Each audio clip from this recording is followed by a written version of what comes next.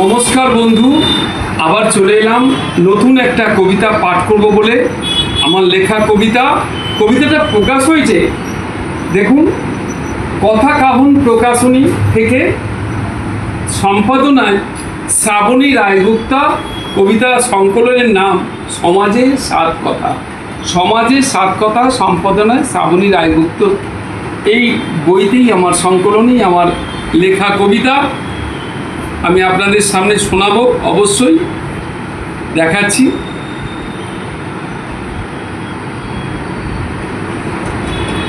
দেখুন, সভ্যতার ডাস্টবিন, সুবীর চট্টোপাধ্যায়। সভ্যতার ডাস্টবিন। দেখুন, এই যে লেখাটা আমি লিখেছি বর্তমান সভ্যতার সমাজের কে নিয়ে। আজকে সমাজ ব্যবস্থার উপর আমার কিছু প্রশ্নচিহ্ন থেকে গেছে, তাই নিয়েই আমার লেখা সভ্যতার ডাস্টবিন। আর যদি আমার কবিতা ভালো লাগে, অবশ্যই আপনার ইউটিউব চ্যানেল গুরুকুল স্যার আমি থাকি, আর ফেসবুক পেজ, ইনস্টাগ্রামে সুবীর চট্টোপাধ্যায় হিসাবে আমার পেজ আছে। অবশ্যই সেখানে দেখবেন, লাইক শেয়ার কমেন্টস করবেন, ভুল ত্রুটি হলে মার্জনা করবেন। এটা সম্পূর্ণ আমার নিজের ভাবনা, নিজের চিন্তা থেকেই লেখা। আপনারা পাশে থাকবেন, আপনাদের ভালোবাসাই আমার প্রেরণা, অনুপ্রেরণা। কবিতাটা আমি পাঠ করছি, আপনাদের শুনুন তাহলে। সভ্যতার ডাস্টবিন, কলমে সুবীর চট্টোপাধ্যায়।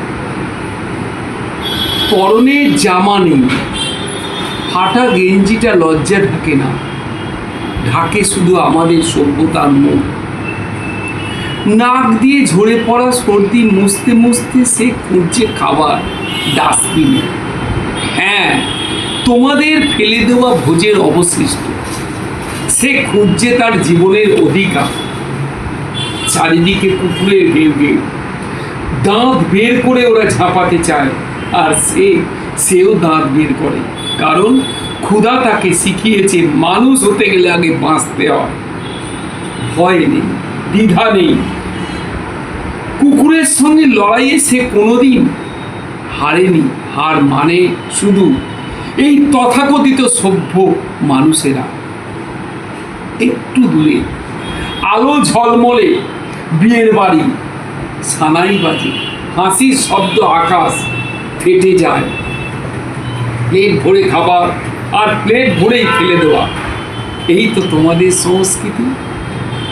গন্ধটা ভেসে আসে, পোলাও, মাংস, মিষ্টি, কিন্তু সেই গন্ধ ওর পেট ভরায় না, শুধু বাড়ায় ক্ষুধার আগুন। এখানে মানুষ খায় প্লেটে, আর ওখানে মানুষ খায় ডাস্টবিনে, আর মাঝখানে দাঁড়িয়ে থাকে তোমাদের ভণ্ড সভ্যতা। কত খাবার নষ্ট করো তোমরা, কত জীবন নষ্ট করো, কখনো হিসাব রাখো না। কারণ তোমাদের চোখে ওরা মানুষ নয়, ওরা শুধু পথ শিশু। অদ্ভুত সমাজ, একদিকে অপচয়ের উৎসব, অন্যদিকে বেঁচে থাকার যুদ্ধ। একদিকে আলো আর অন্যদিকে অন্ধকার, আর তোমরা দাঁড়িয়ে আছো আলোর দলে চোখ বুঝে। এই শিশুটার কোনো ভবিষ্যৎ নেই, জানেন? কারণ তোমরা ওর ভবিষ্যৎ চুরি করেছো। ওর শৈশব নেই, কারণ তোমরা ওর শৈশব খেয়ে ফেলেছো। শোনো সভ্য মানুষ, একদিন ওই ডাস্টবিনে তোমাদের ইতিহাস লিখবে। নমস্কার, কেমন হয়েছে জানাবেন, আর ভালো লাগলে আমাকে সঙ্গে রাখুন। অনেক কিছু সোশ্যাল মিডিয়ায় তো দেওয়া হয়, অনেকেই অনেক কিছু দেয়, আমারটাও একটু দেখুন না। আপনাদের নিরাশ করবো না, এইটুকু আমি বলতে পারি। নমস্কার, সবাই ভালো থাকুন, সুস্থ থাকুন।